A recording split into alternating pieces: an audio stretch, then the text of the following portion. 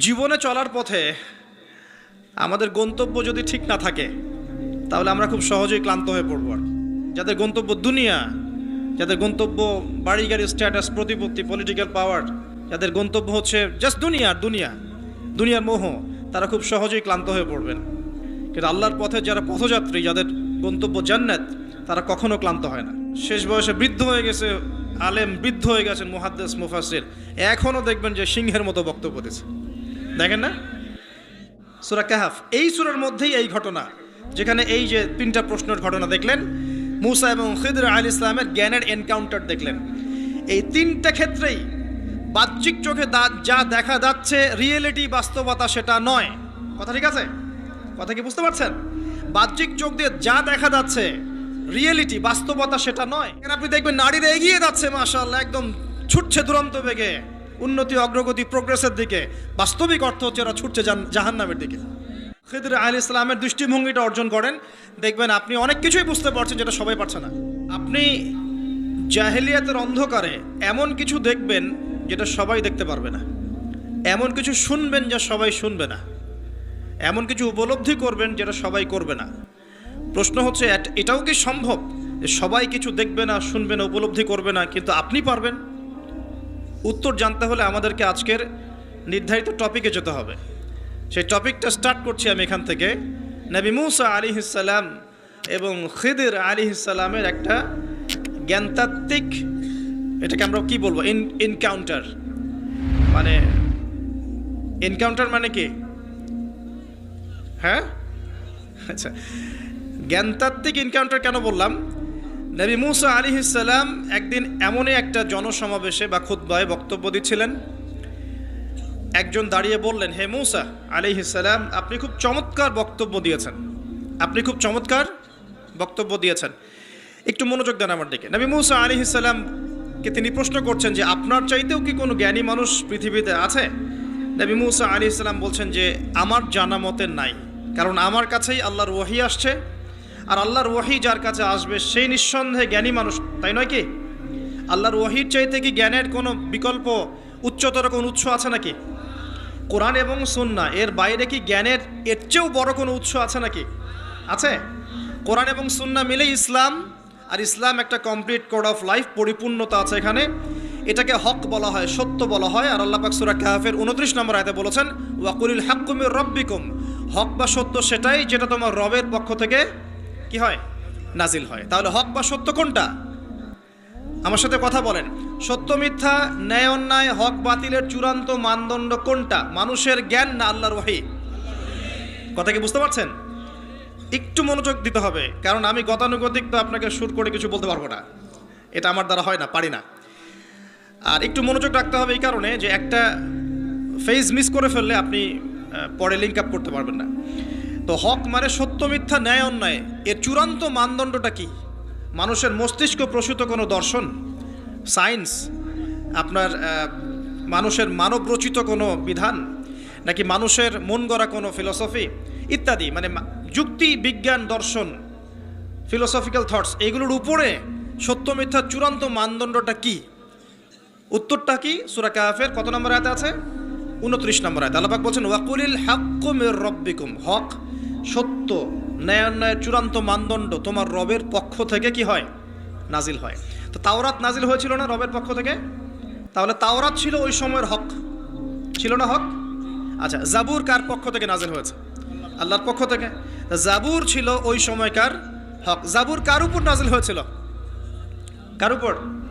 দাউদ আলাইহিস সালাম। তাওরাত কার উপরে? তাওরাত নবী মূসা আলাইহিস সালাম, যার ব্যাপারে কথা বলা শুরু করেছি।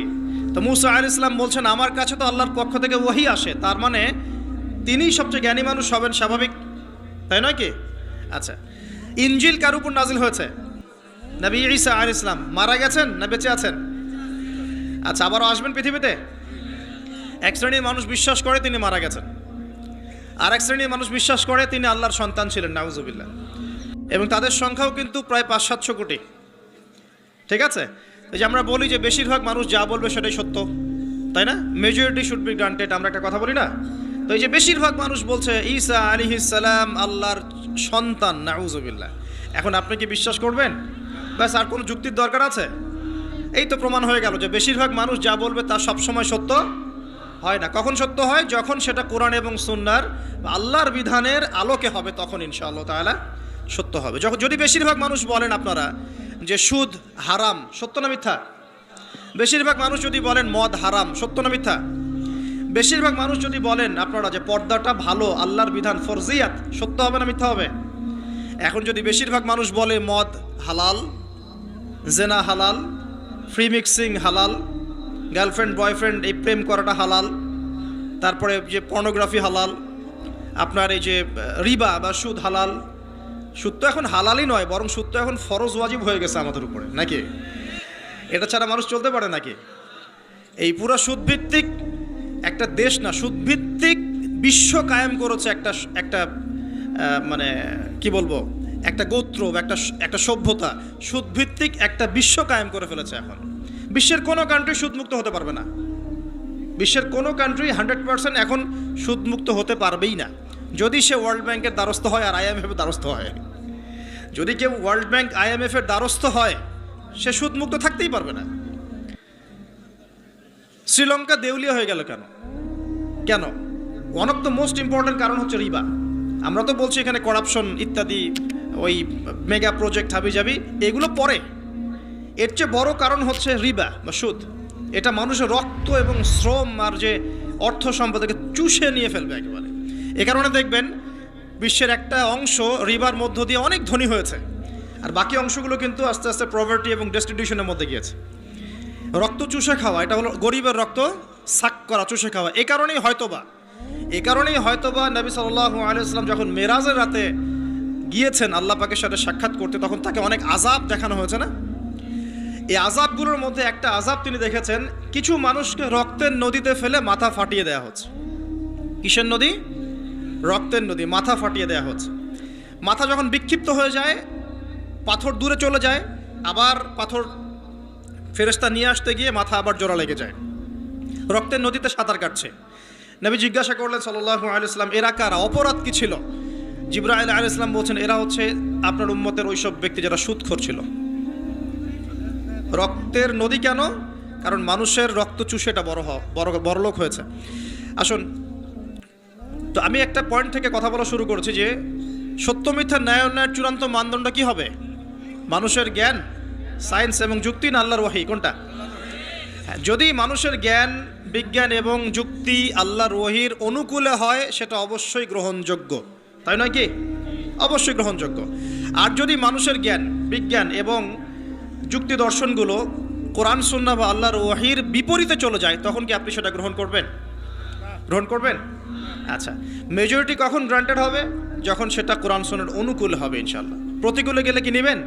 এই যে বেশিরভাগ মানুষ যদি বলে সুদ হালাল, নেবেন? মদ হালাল, জেনা হালাল, নেবেন? আচ্ছা, এই কনসেপ্টটাকে ক্লিয়ার করেন। এবার আসেন, মুসা আলাইহিস সালাম কি বলছেন? হ্যাঁ, আমি জ্ঞানী মানুষ। ও আচ্ছা, তৃতীয় সিঁড়িটা একটু শেষ করে নেই। 3 নম্বর সিঁড়িতে নবী সাল্লাল্লাহু আলাইহি ওয়াসাল্লাম তখন তিনি বলছেন আমিন। সাহাবীরা বলছেন কি জন্য ইয়া রাসূলুল্লাহ? তিনি বলছেন জিবরাইল আলাইহিস সালাম এসেছেন আমার কাছে, এসে বলছেন সেই ব্যক্তি ধ্বংস হোক, সেই ব্যক্তি ধ্বংস হোক যার সামনে আমার নাম উচ্চারিত হয়েছে মুহাম্মদ সাল্লাল্লাহু আলাইহি ওয়াসাল্লাম, কিন্তু নাম শুনে সে দরুদ পাঠ করে নাই। এই 3 শ্রেণীর মানুষ কি হবে? ধ্বংস। এই জন্য আমি বলেছিলাম যে নবী সাল্লাল্লাহু আলাইহি ওয়াসাল্লামের নাম আসলেই পড়বেন কি?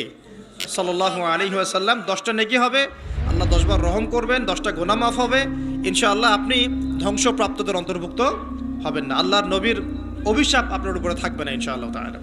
একটা ছোট্ট কথা বলে সামনে যাই, যে নবীর নাম শুনে দরুদ পাঠ না করলেই অভিশপ্ত হতে হচ্ছে, যে নবীর নাম শুনে দরুদ পাঠ না করলেই অভিশপ্ত হতে হচ্ছে, সেই নবীর সুন্নতের খেলাফ জীবনযাপন করলে নিশ্চয়ই পুরস্কৃত হতে হবে। তাহলে কি হবে? সেই নবীর সুন্নাত, আদর্শ, ব্যক্তি, পরিবার, সমাজ এই জীবনে যদি আমরা প্রতিষ্ঠা না করতে পারি, তাহলে নিশ্চয়ই আমরা পুরস্কৃত হব নাকি? হব? নবীর নাম শুনে দরুদ না পড়লেই সে অভিশপ্ত হচ্ছে। ধ্বংস হোক সে ব্যক্তি, যে ব্যক্তির সামনে নবীর নাম উচ্চারিত হলো, দরুদ পাঠ করলো না, ধ্বংস হোক। মানে নবী বলছেন আমিন, তার মানে নবী সাল্লাল্লাহু আলাইহি ওয়াসাল্লাম বদদুয়া করলেন, তাই নয় কি? নবীজি কি করলেন? এখানে বদদুয়া করলেন, সে ধ্বংস হোক। যেমন নবীজি ওই যে রিবা সাথে সম্পৃক্ত ব্যক্তিরা আল্লাহ এবং তার রাসূলের সাথে যুদ্ধ করে না? কোরআনে আছে, রিবা যদি তুমি না ছাড়ো, এর উপর অটল থাকো, তাহলে সে যেন আল্লাহ এবং তার রাসূলের সাথে যুদ্ধের ঘোষণা করলো। এটা কি অভিশাপ নয় কি? তো নবীর অভিশাপ নিয়ে চললে সারা জীবনে কি কল্যাণ এবং কামিয়াবি আসবে? নবীর নাম শুনে দরুদ না পড়লেই যদি এই শাস্তি হয়, তাহলে নিঃসন্দেহে সারা জীবন নবীর আদর্শের খেলাফ চললে কখনো শান্তি পাওয়া যাবে না। সিম্পল কথা, কি বুঝতে কঠিন মনে হচ্ছে? আচ্ছা, এবার এখানে চলে আসেন। মূসা আলাইহিস সালাম বলছেন, হ্যাঁ আমি জ্ঞানী মানুষ। আল্লাহ পাক ধরলেন, না তুমি সবচেয়ে বেশি জ্ঞানী মানুষ নও। মূসা আলাইহিস সালামের উপরে কি নাযিল হয়েছিল? তাওরাত।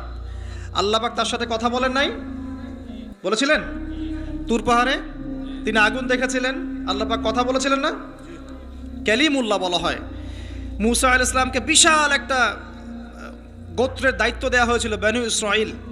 এবং কোরআন খুললে আপনি প্রত্যেকটা জায়গায় দেখবেন মূসা আর ফেরাউন, মূসা আর ফেরাউন, তাই নয় কি? এত বড় একজন জলিল এবং কাদের নবী, আল্লাহ পাক তাকে বলছেন, না তুমি সবচেয়ে জ্ঞানী মানুষ নও। তিনি প্রশ্ন করছেন, তাহলে কে সেই জ্ঞানী মানুষ? তিনি অস্থির হয়ে যাচ্ছেন। আল্লাহ, আমি তার সাথে দেখা করতে চাই, I want to meet him, আমি তার সাথে দেখা করতে চাই। সে কোথায়? প্রয়োজনে তার সাথে দেখা করতে যদি আমাকে যুগ যুগ ধরে চলতে হয়, রাস্তায় হাঁটতে হয়, তাও হাঁটবো। কথা বুঝতে পারছেন? আল্লাহ পাক বললেন, ঠিক আছে। মাজমাউল বাহরাইন, দুই সাগরের মিলনস্থল বলে একটা কথা আছে। মাজমাউল বাহরাইন, দুই সমুদ্র যেখানে মিলে গেছে, সেখানে তুমি আমার ওই বান্দাকে পাবে। তার নাম হচ্ছে খিদির। কি নাম? খিদির। খিদির মানে হচ্ছে শ্যামল বা সবুজ। একটা বর্ণনা এসেছে, খিদির আলাইহিস সালাম যেখানে বসতেন সেই জায়গাটা সবুজ হয়ে যেত। এখন এই ব্যাখ্যাটা বাহ্যিকভাবে হতে পারে, এটা ইন্টারপ্রিটেশনও করা যেতে পারে। আল্লাহ ভালো জানেন কোনটা ব্যাখ্যা সঠিক। বাহ্যিকভাবেই সব সবুজ হয়ে যেত, নাকি তার জ্ঞানের আলোতে অজ্ঞতা দূর হয়ে সব সবুজ হতো, আল্লাহ ভালো জানেন। তো ব্যাখ্যার একটা সুযোগ আছে। তো তিনি সেখানে গেলেন, তার সাথে একজন সঙ্গীকে নিয়েছেন, তার নাম হচ্ছে ইউশা বিন নুন, একজন যুবক, তরুণ যুবক। তারা দুজন পথ চলছেন। চলতে চলতে চলতে চলতে তারা একটা জায়গায় গিয়ে পথটা ভুল করলেন। একটা জায়গার কথা বলে দেওয়া ছিল, এই জায়গায় গেলে তোমার থলির মধ্যে যে মাছ আছে, মাছ, মৃত একটা মাছ, এটা জীবিত হয়ে সমুদ্রে লাফ দিবে। যখনই লাফ দিবে ওই জায়গায় তুমি তাকে পাবে। কাকে পাবে? খিদির আলাইহিস সালামকে। তো তিনি সেখান থেকে একটু দূরে চলে গিয়েছিলেন। এই যে পথ তিনি ভুল করলেন কিছু দূর, এটা সূরা কাহফের মধ্যে আছে শেষের দিকে। আমি প্রত্যেকটা লাইন বাই লাইন পড়লে এখানে 12টা বাজবে আর কি, আর আমার আরেকটা প্রোগ্রাম আছে, 12টা বাজবে। তো তিনি পথ ভুল করলেন। যেই পথ ভুল করলেন তিনি ক্লান্ত হয়ে গেলেন, ক্লান্ত হয়ে বসে পড়লেন এবং সেই সাথীকে বলছেন, খাবার কিছু আছে, নাস্তা কিছু আছে, নিয়ে আসো। এখান থেকে আমি একটা দলিল দিই আপনাকে ছোট্ট করে। সবার মাথায় সব কিছু আসবে না, আর আমি যে ব্যাখ্যাটা দিচ্ছি এটা সঠিক হলে আল্লাহর পক্ষ থেকে, ভুল হলে আমার পক্ষ থেকে। যদি মনে হয় আপনার কাছে এটা সঠিক, তাহলে আপনি গ্রহণ করবেন। যদি আপনার কাছে মনে হয় যে না ভুল, তখন ছেড়ে দিয়েন, কোনো সমস্যা নেই। আমি আমার মত গ্রহণ করতে কাউকে কখনোই এনফোর্স করি না। তো যখন তিনি ক্লান্ত হয়ে পড়েছেন, তখন তিনি পথ ভুল করেছিলেন। আমি ফিল করছি জিনিসটা এভাবে যে জীবনে চলার পথে আমাদের গন্তব্য যদি ঠিক না থাকে, তাহলে আমরা খুব সহজেই ক্লান্ত হয়ে পড়বো। আর আমার কথা কি বুঝতে পারছেন? জীবনে চলার পথে আমাদের গন্তব্য যদি ঠিক না হয়, আমরা খুব সহজেই ক্লান্ত হয়ে পড়ব। আমাদের গন্তব্য কি? এই গন্তব্য যদি ঠিক না থাকে, যাদের গন্তব্য দুনিয়া, যাদের গন্তব্য বাড়ি গাড়ি, স্ট্যাটাস, প্রতিপত্তি, পলিটিক্যাল পাওয়ার, যাদের গন্তব্য হচ্ছে জাস্ট দুনিয়ার মোহ, তারা খুব সহজেই ক্লান্ত হয়ে পড়বেন। কিন্তু আল্লাহর পথে যারা পথযাত্রী, যাদের গন্তব্য জান্নাত, তারা কখনো ক্লান্ত হয় না। কখনো ক্লান্ত হয়? দেখবেন শেষ বয়সে বৃদ্ধ হয়ে গেছে আলেম, বৃদ্ধ হয়ে গেছেন মুহাদ্দিস, মুফাসসির, এখনও দেখবেন যে সিংহের মতো বক্তব্য দিচ্ছে, দেখেন না? তো এই বিষয়টা আমি ফিল করেছি আর কি। সামনে যাই। তো তিনি তাকে পেলেন, যখন রাস্তা ভুল করেছেন, তখন তার স্মরণ হচ্ছে, আরে মাছ তো নাই, মাছ কোথায় গেল? তখন ইউশা বিন নুন বলছেন, মাছ তো আগেই লাফ দিয়ে নদীতে সমুদ্রে চলে গেছে। তখন তিনি বলছেন, ওইটাই তো সেই জায়গা ছিল যেখানে তাকে পাওয়া যাবে, চলো। আবার তিনি ব্যাক করে সঠিক জায়গায় আসলেন। এবার তার গায়ে অনেক শক্তি। সঠিক জায়গায় এসে দেখলেন, হ্যাঁ, একটা পাথরের উপরে, সাখরা বলে, পাথর খণ্ড, এর উপরে খিদির আলাইহিস সালাম বসে আছেন। কে বসে আছেন? খিদির আলাইহিস সালাম। এবং তিনি তাকে সালাম দিলেন, আসসালামু আলাইকুম ওয়া রাহমাতুল্লাহ। তো খিদির আলাইহিস সালাম বলছেন ওয়ালাইকুম আসসালাম ওয়া রাহমাতুল্লাহ, এই জনমানব শূন্য জায়গায় সালাম কোত্থেকে আসলো?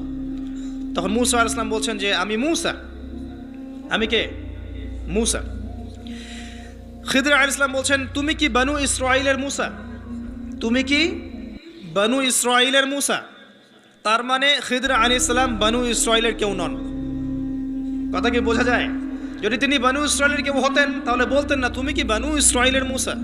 তার মানে তিনি বনু ইসরাঈলের বাইরের কেউ, ওই গোত্রের ওই সম্প্রদায়ের নন তিনি। এখন তিনি বলছেন, আমি একটু পড়ে শোনাই। ক্বালা লাহু মূসা, মূসা আলাইহিস সালাম তাকে বলছেন হাল আত্তাবিউকা আলা আন তুআল্লিমানি মিম্মা উল্লিমতা রুশদা। মূসা আলাইহিস সালাম তাকে বলছেন হে খিদির আলাইহিস সালাম, আমি কি আপনার অনুসরণ করতে পারি এই শর্তে যে আল্লাহ আপনাকে যা শিক্ষা দিয়েছেন সেখান থেকে আমাকে কিছু শেখাবেন? স্টুডেন্টের মতো আসলেন। এবার খিদির আলাইহিস সালাম কি বলছেন? ইন্নাকা লা তাস্তাতিআ মাইয়া সাবরা, আমি তো শেখাতে চাই কিন্তু তুমি তো আমার সাথে সবর করতে পারবে না। কি পারবে না? তুমি আমার সাথে ধৈর্য ধরতে পারবে না। একজন টিচার কি কখনো এমন কথা বলে স্টুডেন্টকে? কোন পর্যায়ের জ্ঞান, হিকমা, প্রজ্ঞা, আধ্যাত্মিকত্ব থাকলে একজন মানুষ আগে থেকেই বলতে পারে যে তুমি তো আমার সাথে সবর করতে পারবে না? এই গল্পের শেষে আপনি দেখবেন সত্যি সত্যি মূসা আলাইহিস সালাম সবর করতে পারেন নাই। ও তিনি বলছেন ওয়াকাইফা তাসবিরু মা লাম তুহিত বিহি খুবরা, তুমি কেমন করে সবর করবে যে তোমাকে তো এই বিষয়ে কোনো খবরই দেয়া হবে না। ক্বালা সাতাজিদুনি ইনশাআল্লাহু সাবিরান ওয়া লা আ'সি লাকা আমরা। মূসা আলাইহিস সালাম বলছেন ইনশাআল্লাহ আপনি আমাকে ধৈর্যশীল পাবেন এবং আমি আপনার কাজে কোনো রকমের ভ্যাটও দিব না, বাধা দিব না। আপনি করেন যা ইচ্ছা, আমি আপনার কাজে কোনো বাধা দিব না। আচ্ছা, এবার তারা চলতে লাগলেন। ওকে, তিনি বললেন ক্বালা ফাইনিত্তাবা'তানি ফালা তাসআলনি আন শাই। খিদির আলাইহিস সালাম বলছেন তুমি যদি আমাকে ফলো করতেই চাও তাহলে আমাকে কোনো প্রশ্ন করতে পারবে না। আমি যা করব চুপচাপ দেখতে হবে, পরে আমি তোমাকে জানিয়ে দেব, কিন্তু তোমার কোনো প্রশ্ন করা চলবে না। এমন কোনো টিচার দেখেছেন ছাত্রকে বলে প্রশ্ন করতে পারবে না, যা পড়াচ্ছি পড়ো, যা বোঝাচ্ছি বুঝো, যেমনে চালাচ্ছি চলো। পৃথিবীর সবচেয়ে জ্ঞানী মানুষ কে? খিদির আলাইহিস সালাম। এবার চলছেন ফানতালাকা, তারা দুজন চলতে লাগলেন হাত্তা ইযা রাকিবা ফিস সাফিনা খরাকাহা। আমি শর্ট করে বলছি। তারা চলতে লাগলেন একটা নৌকা, এই নৌকায় করে তারা একটা নদী পার হলেন। এই নৌকার যে মাঝি বিনা পারিশ্রমিকেই তাদেরকে পার করালো। কিনারায় যাওয়ার আগেই খিদির আলাইহিস সালাম নৌকার তলদেশটা ফুটা করে ফেললেন। কাজটা কি ঠিক হলো? বিনামূল্যে একজন আমাকে সার্ভিস দিল এবং খিদির আলাইহিস সালাম তার তলদেশ ফুটা করে ফেললেন। মূসা আলাইহিস সালাম এবার দেখে বলছেন আপনি এটা কি করলেন? লাকাদ জি'তা শাইআন ইমরা, আপনি একটা জঘন্য কাজ করে ফেললেন। যারা আমাদের এত উপকার করলো আপনি তার তলদেশ ফুটা করে ফেললেন। এবার খিদির আলাইহিস সালাম বলছেন আমি তো বলেছিলাম, আলাম আকুল লাক, আমি তোমাকে কি বলি নাই ইন্নাকা লা তাস্তাতিআ মাইয়া সাবরা, তুমি আমার সাথে সবর করতে পারবে না। এবার মূসা আলাইহিস সালাম বলছেন যে ঠিক আছে, লা তুআখিযনি বিমা নাসিত ওয়া লা তুরহিকনি মিন আমরি উসরা, আমি যেটা ভুলে গিয়েছিলাম এই বিষয়ে আমাকে আর পাকড়াও করেন না, এরপর থেকে আমি আর কোনো সমস্যা করব না ইনশাআল্লাহ। ঠিক আছে। আবার তারা চললেন। চলতে পথে এবার একটা বালকের দেখা, ছোট্ট। ফানতালাকা হাত্তা ইযা লাকিয়া গুলামান ফাকাতালাহ, এবার তারা চলতে গিয়ে একটা গোলাম, মানে কি ছোট বালককে গোলাম বলে না? জান্নাতে গেলমান থাকবে না, ছোট ছোট বাচ্চারা, গোলাম, তাকে ডেকে নিয়ে এসে খিদির আলাইহিস সালাম হত্যা করে ফেললেন। এটা কি হলো? এটা তো নৌকা ফুটা করাকেই তিনি চ্যালেঞ্জ করলেন, এবার তো বাচ্চাকে জবাই করে ফেলেছে। এবার তিনি বলছেন যে সুবহানাল্লাহ, ক্বালা আকাতালতা নাফসান যাকিয়াতান বিগাইরি নাফস লাকাদ জি'তা শাইআন নুকরা, আপনি নিষ্পাপ পবিত্র একটা বাচ্চাকে এভাবে হত্যা করে ফেললেন, আপনি তো একটা জঘন্য অপরাধ করে ফেললেন। কে বলছেন এই কথা? মূসা আলাইহিস সালাম। আবার তিনি বলছেন ক্বালা আলাম আকুল লাক ইন্নাকা লা তাস্তাতিআ মাইয়া সাবরা, আমি কি তোমাকে বলি নাই তুমি আমার সাথে সবর করতে পারবে না? শেষবারের মতো ক্বালা ইন সাআলতুকা আন শাইইন বা'দাহা ফালা তুসাহিবনি, এরপর যদি আমি আর একটা কোশ্চেন করেছি তাহলে আমাকে আর সাথে নিয়েন না। কে বলছে কথা? মূসা আলাইহিস সালাম, যিনি বলছেন আমি জ্ঞানী মানুষ, যার উপর তাওরাত নাযিল হচ্ছে। এবার ফানতালাকা, তারা চললেন হাত্তা ইযা আতায়া আহলা ক্বারিয়াতিন ইসতাতআমা আহলাহা ফাআবাউ আন ইউদাইফুহুমা ফাওয়াজাদা ফিহা জিদারান ইউরিদু আন ইয়ানকাদ্দা ফাআকামা ক্বালা লাউ শি'তা লাত্তাখাযতা আলাইহি আজরা। ঘটনা হচ্ছে এই যে তারা এবার চলতে পথে একটা গ্রামে প্রবেশ করলেন। গ্রামের লোকজনের কাছে মেহমানদারি চাইলেন, এটা পানি খাবার নাস্তা পানি কিছু হবে, কোনো মেহমানদারি পেলেন না। অনেকটা আমাদের দ্য সিটি অফ আখিরুজ্জামানের মতো আর কি, আমাদের হচ্ছে পশ্চিমা সভ্যতার যে বস্তুবাদী জীবন ব্যবস্থা, প্রতিবেশীকে খোঁজ নেওয়ার সময় নাই, ভিক্ষুক আসলে মাফ করো মাফ করো। আচ্ছা না, এখন কি মানুষের উপকার করতে খুব বেশি পছন্দ করে? সত্যি কথা বলেন দেখি, বেশিরভাগ মানুষই কি এখন মানুষের উপকার করতে পছন্দ করে? বরং বাসায় মেহমান আসলে মানুষ বিরক্ত হয়। বাসায় মেহমান আসলে কি হয়? মানুষ বিরক্ত হয়, মুখে না বললেও মনে মনে বিরক্ত হচ্ছে, কবে যাবে। বাসায় গেলে জিজ্ঞাসা করে খেয়ে আসছেন না, গিয়ে খাবেন, জিজ্ঞেস করে না? তো মানুষ কিন্তু এখন বস্তুবাদী। এই যে গ্রামটা ছিল এমনই হয়তো বা, সেই গ্রামের মানুষ খাবার দিচ্ছে না, সিম্পল একটা সৌজন্যবোধ যে খাবার পানিতে আপ্যায়ন করছে না। কিন্তু খিদির আলাইহিস সালাম দেখলেন ওই গ্রামের কোনো একটা বাসার একটা দেয়াল পড়ে গেছে, ধসে গেছে। এই দেয়ালটাকে তিনি নিজের হাতে পুরো নির্মাণ করে শক্ত একটা জায়গায় নিয়ে গেলেন। এটা দেখে মুসা আলাইহিস সালাম বলছেন, আপনি চাইলে কিছু আজর বা প্রতিদান নিতে পারতেন, কিছু পারিশ্রমিক নিতে পারতেন। মেহমানদারি করলো না, কিছু পারিশ্রমিক নিলে আমরা কিছু কিনে খেতে পারতাম। তো এবার খিদির আলাইহিস সালাম বলছেন, হাদা ফিরাকু বাইনি ওয়া বাইনাক, এই হলো তোমার আর আমার মাঝের ফিরাক, মানে বিচ্ছেদ। এরপরে তোমার সাথে আমার আর পথ চলা হলো না। আমাদের নবী মুহাম্মদ সাল্লাল্লাহু আলাইহি ওয়াসাল্লাম বলেছিলেন হাদিসের মধ্যে, যদি সেদিন মুসা আলাইহিস সালাম এভাবে কাউন্টার প্রশ্নগুলো না করতেন, অনেক জ্ঞান হয়তো শেখা যেত, কিন্তু এটা হলো না। প্রথমে যে বলেছেন খিদির আলাইহিস সালাম, ইন্নাকা লা তাস্তাতিআ মাইয়া সাবরা, তুমি আমার সাথে সবর করতে পারবে না, এটা কি ফলেছে না ফলে নাই? ফলেছে না ফলে নাই? আচ্ছা, এবার চলেন সামনে। তিনি বিচ্ছেদের আগে বলছেন, ঠিক আছে, যাওয়ার আগে আমি তোমাকে জানিয়ে দিব কি কারণে আমি এই কাজগুলো করেছি। এক নাম্বার, আমি যে নৌকাটা ফুটা করেছিলাম, আমি শর্ট করে বলছি, ওই নৌকা যদি ফুটা না করতাম তাহলে এই সমুদ্রের পিছনে একটা জলদস্যুদের দল ছিল, এরা ভালো ভালো নৌকাগুলোকে হাইজ্যাক করে, সিজ করে নেয়। এই নৌকা ফুটা আছে, এই নৌকা তারা নিবে না। বাহ্যিক চোখে মনে হচ্ছে যে আমি ওই ব্যক্তিদের ক্ষতি করেছি, কিন্তু আসলে আমি ওই ব্যক্তিদের কিন্তু উপকার করেছি প্রকৃত অর্থে। তুমি সেটা বুঝতে পারো না, কারণ তুমি বাইরের চোখ দিয়ে দেখেছো, আর আমি আল্লাহ পাকের মারেফত দিয়ে দেখেছি। কথা কি বুঝতে পারছেন? দ্বিতীয় যে বাচ্চাটাকে আমি করেছি, সেই বাচ্চাটাকে আমি নিজের ইচ্ছায় হত্যা করি নাই, আল্লাহ পাকের আদেশে করেছি। কারণ এই বাচ্চা যদি বড় হতো তাহলে এই বিশ্বের বড় কাফেরদের একজন হতো। যদি ফেরাউনকে ছোটবেলায় কেউ হত্যা করতো তাহলে কি ফেরাউন বড় হতো? আচ্ছা, যাই হোক, যদিও এটা তাকদীর বা কদার, এটা আমি আল্লাহর আদেশে করেছি। আমি নিজের মন গড়া কোনো দর্শনে কাজটা করি নাই, আল্লাহর হুকুমে করেছি। তৃতীয় যে দেয়ালটা আমি নির্মাণ করেছিলাম, ওই বাড়িতে থাকে দুইজন এতিম বালক, যাদের পিতা এবং মাতা খুবই সৎ ছিল। কি ছিল? সৎ ছিল। এখানে একটা ছোট্ট কথা বলে দেই, আপনি আমি যদি পিতামাতা হিসেবে সৎ হই, নেককার মুত্তাকি পরহেজগার হই, আমাদের বংশধরদের ভালো মন্দ দেখার দায়িত্ব আল্লাহ পাকের। এই যে খিদির আলাইহিস সালাম বহু বছর পর সেখানে এসেছেন, পিতামাতা অনেক আগেই মারা গেছেন, ওই খিদির আলাইহিস সালামের হাতে এতিম বালকের খেদমত আল্লাহ পাক করে দিলেন। বুঝতে পারছেন কথা? তো এতিম দুই বালকের এই দেয়াল ছিল, এই দেয়ালের নিচে ওই দুই এতিম বালকের পৈতৃক রেখে যাওয়া কিছু সম্পত্তি আছে মাটির নিচে। যদি দেয়াল নির্মাণ না করতাম, মানুষ ওই সম্পদ নিয়ে চলে যেত। এখন দেয়াল দিয়ে আমি এটাকে শক্ত করে দিয়েছি, এরা যখন বড় হবে তখন সেই সম্পদ পাবে।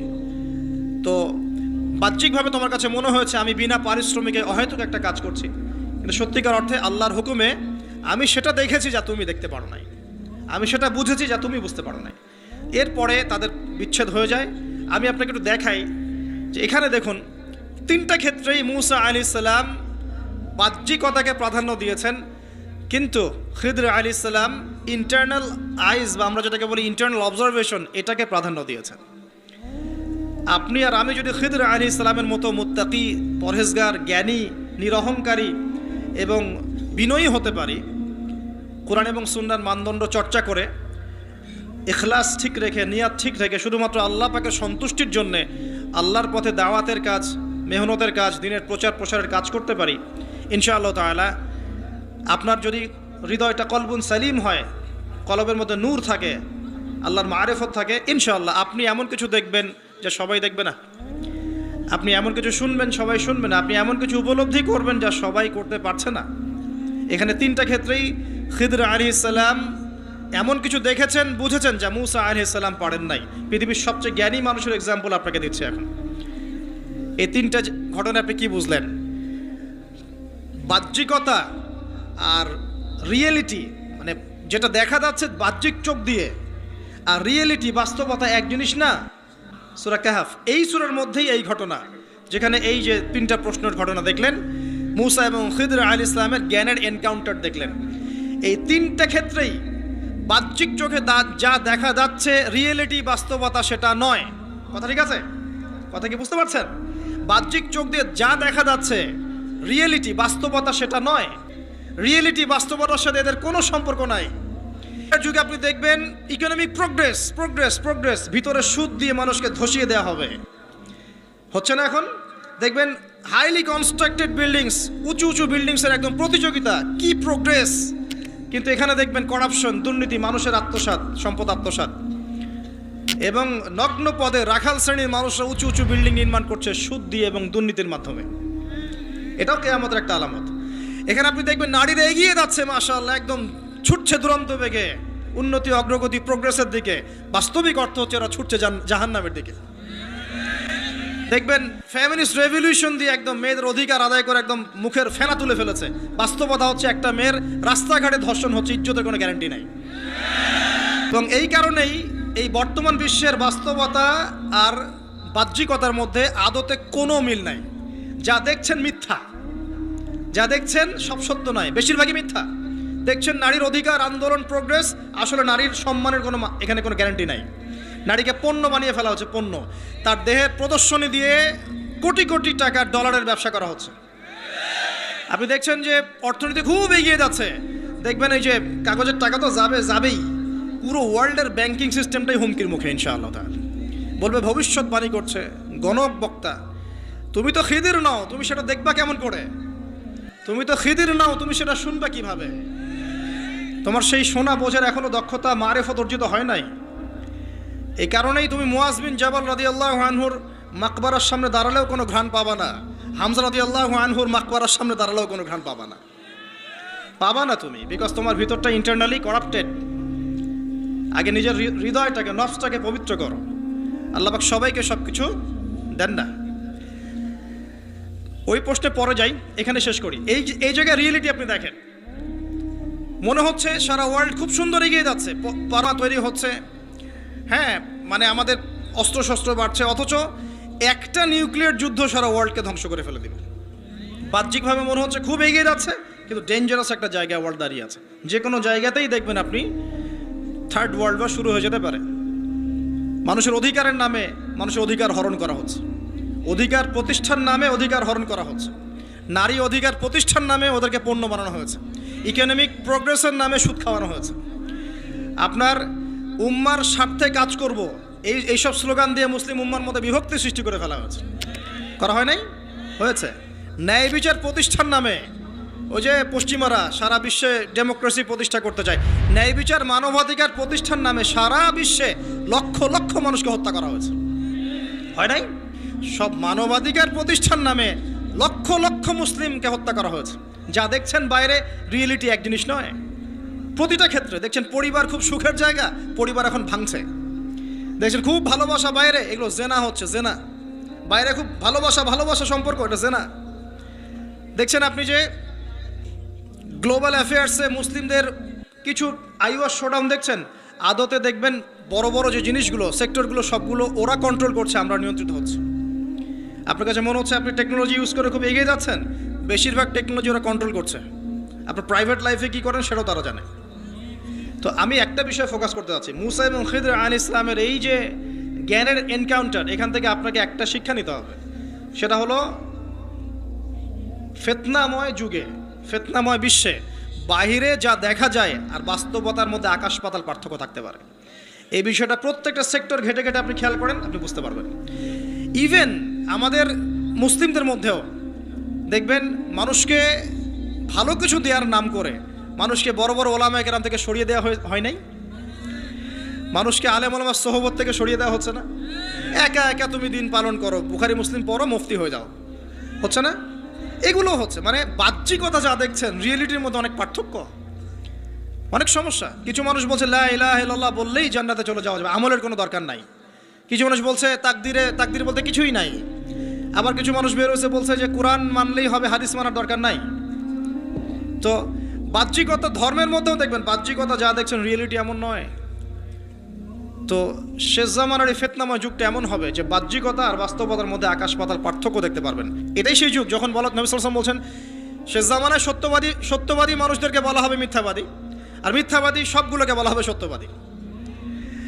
আমানতদার ব্যক্তি, পরম আমানতদার, তাকে বলা হবে খেয়ানতকারী। আর যে ব্যক্তি খেয়ানতকারী, রিনাউন্ড, তাকে বলা হবে আমানতদার। সবচেয়ে নিচু স্তরের মানুষকে সবচেয়ে উঁচু আসনে বসানো হবে, এমনও আসছে। হাদিসগুলো খালি পড়েন, এবং এই যে একটা আপনাকে দর্শন দিয়ে গেলাম, খিদর আলাইহিস সালামের দৃষ্টিভঙ্গিটা অর্জন করেন, দেখবেন আপনি অনেক কিছুই বুঝতে পারছেন যেটা সবাই পারছে না। এটা বোঝার জন্য এখন কি লাগবে, এখান থেকে আমি একটু করণীয় বলে শেষ করে দিই, অনেক লম্বা হয়ে যাবে না হলে। দেখেন, খিদর আলাইহিস সালাম কিন্তু একদিনে একা একা হয়নি। প্রথমত আল্লাহ পাক তার সম্পর্কে কি বলেছেন একটা কথা বলে দিই।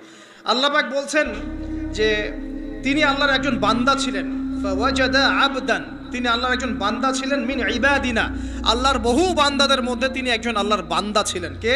খিদর আলাইহিস সালাম। আতাইনাহু রাহমাতাম মিন ইনদিনা, খিদর আলাইহিস সালামকে আমি আমার পক্ষ থেকে রহমত দিয়েছিলাম। আল্লাহর পক্ষ থেকে কি দিয়েছেন আল্লাহ পাক? রহমত, দয়া। আপনি দয়ালু না হতে পারলে, আপনি যদি দয়ালু না হতে পারেন, তাহলে আল্লাহর সেই মারিফত, নূর আর জ্ঞান পাবেন না। তো আগে মানুষের প্রতি, উম্মার প্রতি, সবার প্রতি দয়ালু হতে হবে। তো হ্যাঁ, সবাই আমার ভাই, সবাই আমার উম্মার অংশ, আমি সবার কল্যাণ চাই, কেউ আমার শত্রু নয়। একটা দয়ালু মনোভাব তো লাগবে আগে।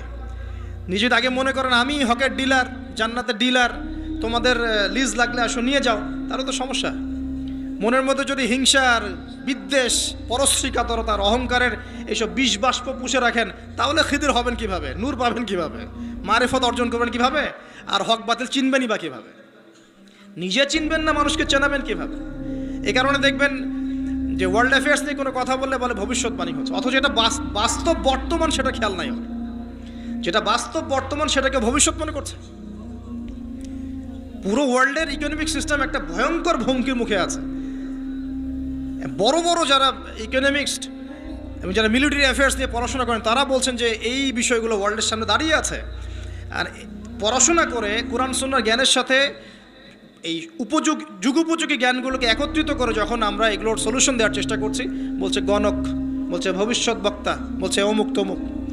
অথচ ইসলাম, আলেম ওলামা এবং যারা দিনের দায়ী, মোবাল্লেগ, তাদের কাছ থেকে জনগণ আসলে আশা করে কি?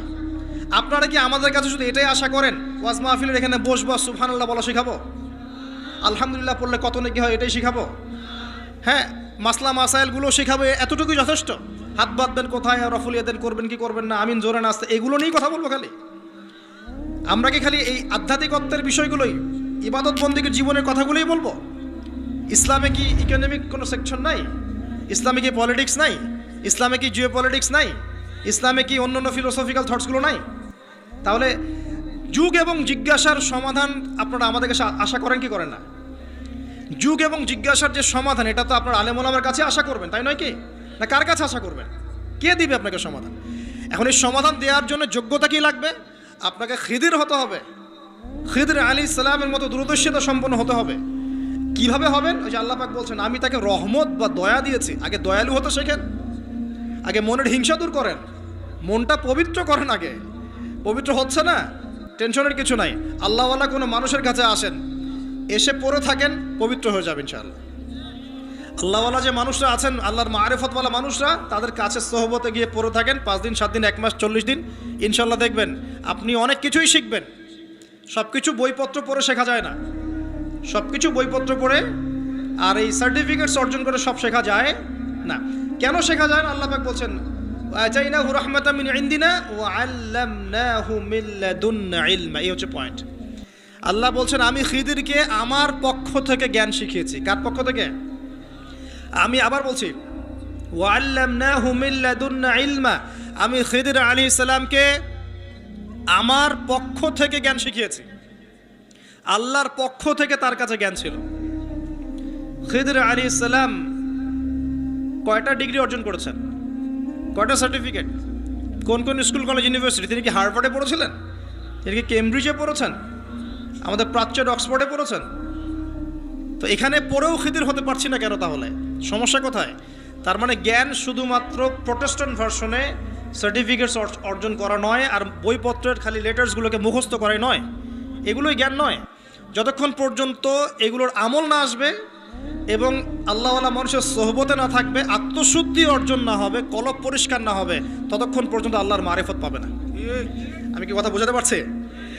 একটু উঁচু স্তরে কথা বলছি হয়তো আপনাদের সামনে, কিন্তু কথাগুলো খুব ইম্পর্টেন্ট।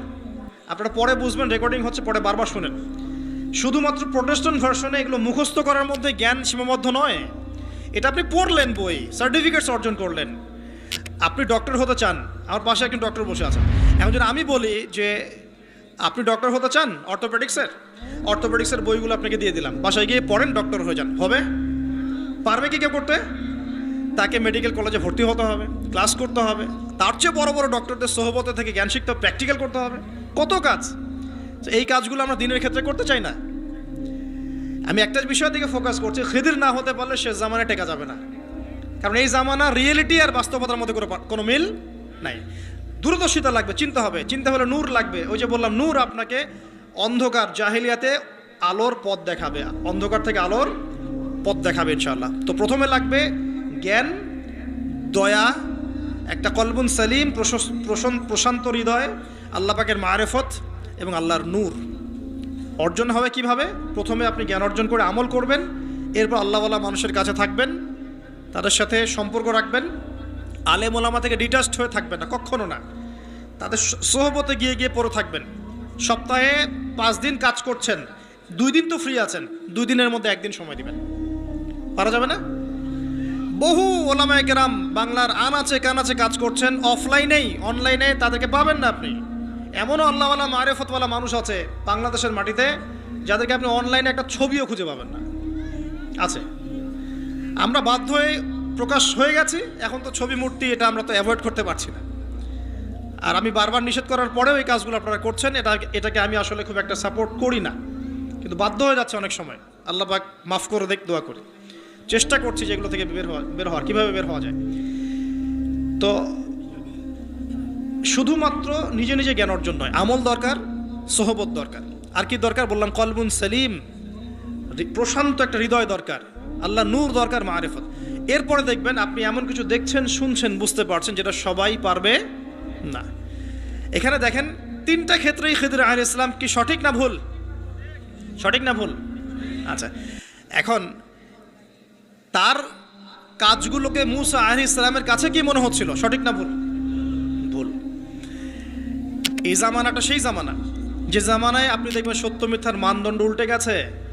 আমানতদারকে খেয়ানতকারী বলা হচ্ছে, খেয়ানতকারীকে আমানতদার বলা হচ্ছে। প্রচণ্ড রকম উগ্র একজন মানুষকে আপনি বলছেন ভালো মানুষ, কিন্তু একজন ভালো মানুষকে আপনি বলছেন উগ্র। প্রচণ্ড রকম জালেম একটা সভ্যতাকে আপনি বলছেন একদম বিশ্বের সবচেয়ে উন্নত সভ্যতা, কিন্তু আদতে তারা বিশ্বের সবচেয়ে নিকৃষ্ট সভ্যতা। বাহ্যিকভাবে আপনি দেখছেন ইকোনমিক প্রোগ্রেস, আসলে দেখছেন ধসে যাচ্ছে। বাস্তবতা হচ্ছে এটা ধসে যাচ্ছে। আপনি দেখছেন নারীর অধিকার একদম, আদতে নারীরা জাহান্নামী হচ্ছে বেশি বেশি। বাহ্যিকভাবে দেখছেন যে পোশাক চেঞ্জ হয়ে যাচ্ছে, ছেলের পোশাক মেয়ে, মেয়ের পোশাক ছেলে, তাই না? এটা শুধু বাহ্যিক পোশাকেই হচ্ছে না, এটা আপনার সমাজের ফাংশনাল রোলটাও চেঞ্জ হচ্ছে। সমাজের ফাংশনাল রোলের মধ্যে মেয়ে ছেলের জায়গায় আসছে, ছেলে মেয়ের জায়গা যাচ্ছে। ভিতর থেকে দেখা শেখেন, আপনি ভিতর থেকে দেখা শেখেন। দেখছি আমরা উম্মার জন্য অনেক কিছু করে ফেলছি, কিন্তু আদতে আমরা এখনো ঐক্যবদ্ধই হতে পারছি না। আমরা সবাই মিলে একটা জায়গায় আসতেই পারছি না এখনো। ছোটোখাটো বিষয়গুলোকে নিয়ে অনলাইন অফলাইন গরম করে রেখে দিচ্ছে একেবারে, তাই না? অথচ বাস্তবতা হচ্ছে দিন দিন মানুষ খ্রিস্টান হচ্ছে, দিন দিন মানুষ কাদিয়ানি হচ্ছে, দিন দিন মানুষ শিয়া হয়ে যাচ্ছে, উম্মার ঐক্য বিনষ্ট হচ্ছে। মিডিয়া, প্রযুক্তি, ফাইন্যান্স সব পশ্চিমারা নিয়ে নিচ্ছে। আমরাই বসে বসে এভাবেই আছি, আপোষে ইখতিলাফ। এগুলো টোটালি টাইম ওয়েস্ট করা। আর কি বলবো, এগুলো থেকে দূরে থাকতে গিয়েও পারা যাচ্ছে না, মানুষ জোর করে টেনে নিয়ে আসছে এখানে। দূরে থাকতে গিয়েও পারা যাচ্ছে না, মানুষ জোর করে টেনে নিয়ে আসছে এখানে। বিশ্বে কত বড় বড় ইস্যু চলছে, কোনো ইস্যু নিয়ে কোনো কথা নাই। কয়দিন আগে হ্যালোইন একটা উৎসব হয়েছে না আরবে, একটা ঘোমটাওয়ালা কোনো কথা বলে নাই, একটা ঘোমটাওয়ালা না। কোনো ঘোমটাওয়ালা একটা কথা বলে নাই এই উৎসব নিয়ে, বলেছে? বলে নাই। ইয়েমেনে বোম্বিং এবং বহু শিশু, মাসুম শিশুকে টোটালি ম্যাসাকার্ড, কিল করা হয়েছে, একটা কথা বলে নাই কখনো, বলেছে? একটা স্ট্যাটাস দেয় নাই। আমাকে খুঁজে নিয়ে দেখেন।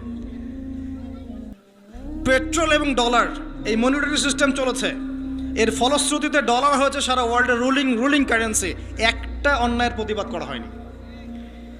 সিনেপ্লেক্স, অশ্লীলতা, মাদক, এসবের বিরুদ্ধে যারা যারা কথা বলেছিলেন সবগুলোকে ঢুকিয়ে রাখা হয়েছে ভিতরে। ঘোমটাওয়ালা একজন একটা কথা বলে নাই, একটা কথা বলে নাই, একটা কথা না। বিশ্বের এই যে কয়দিন আগে নবী সাল্লাল্লাহু আলাইহি ওয়াসাল্লাম অবমাননা ইস্যু হয়েছিল না, জেনারেল ভাইরা আন্দোলন করেছিল রাস্তাঘাটে, জেনারেল ভাইরা, তখন এরাই ঘোমটা দিয়ে বলেছে যে এইসব করা যাবে না, নবীর প্রতিবাদ করা যাবে না, নবী সাল্লাল্লাহু আলাইহি ওয়াসাল্লামের অবমাননা কোনো প্রতিবাদ করা যাবে না, এটা নাকি অন্যায় হচ্ছে। কি করতে হবে? ঘরের কোণে ফিস করে কানে কানে বলতে হবে, জানো নবীকে না একজন অবমাননা করেছে। অনলাইনে বলা যাবে না, বলেনি? বলেছে। মানুষ সব ভুলে গেছে নাকি? এই কয়দিন আগে তাবলিগ জামাত, একটা মাকবুল জামাত, বাংলাদেশের সারা সাবকন্টিনেন্টের একটা মাকবুল জামাত, কয়দিন আগে বলেছে নিষিদ্ধ, ব্যান্ড, বলে নাই? বিগার ইস্যুসগুলো নিয়ে ওয়ার্ল্ড অ্যাফেয়ার্সে কী হচ্ছে, দেশের অর্থনীতির কী হচ্ছে, সামনে একটা ইকোনমিক স্যাংশন আসছে, দুর্ভিক্ষর মতো অবস্থা তৈরি হচ্ছে, কি হবে এখানে, কি করবে মানুষ, কোনো সলিউশন নাই। উম্মার বিভক্তি কীভাবে ঐক্যবদ্ধ হবে, কোনো প্রচেষ্টা নাই। কিভাবে ইকোনমিক্যালি আমরা শক্ত হব, সামাজিকভাবে ইসলাম কায়েম হবে, ইসলামের বিধানগুলো বাস্তবায়িত হবে, কোনো চেষ্টা নাই। কসম আল্লাহ, কত নিচু মানসিকতার মানুষ হলে এ ধরনের ইস্যুসগুলোকে নিয়ে উম্মাকে ব্যস্ত রাখতে পারে, আল্লাহর কসম এরকম মিন মাইন্ডেড মানুষ আমি জীবনে দেখি নাই। আল্লাহ পাক আমাদের সবাইকে বোঝার তৌফিক দান করুন, খিদর আলাইহিস সালামের মতো জ্ঞানী হওয়ার তৌফিক দান করুন। আমরা দোয়া করি আল্লাহ পাক আমরা সবাইকে দিনের জ্ঞান অর্জনের সাথে সাথে আমল বেশি বেশি করে করার তৌফিক দান করুন। পাশাপাশি আমরা দোয়া করি আমরা সবাইকে হালাল রিজিক আল্লাহ পাক দান করুন এবং আদর্শ পরিবার গড়ে দিন, আল্লাহর মারিফত এবং নূর অর্জন করার তৌফিক দান করুন। আমিন। আকুলু কওলি হাযা আস্তাগফিরুল্লাহ লি ওয়া লাকুম ওয়া লিসাইল মুসলিমিন। বারাকাল্লাহু লানা ওয়া লাকুম বিল আয়াতিল হাকীম। ইন্নাহু তাআলা জাওয়াদুন কারীম ওয়া রাউফুর রহিম।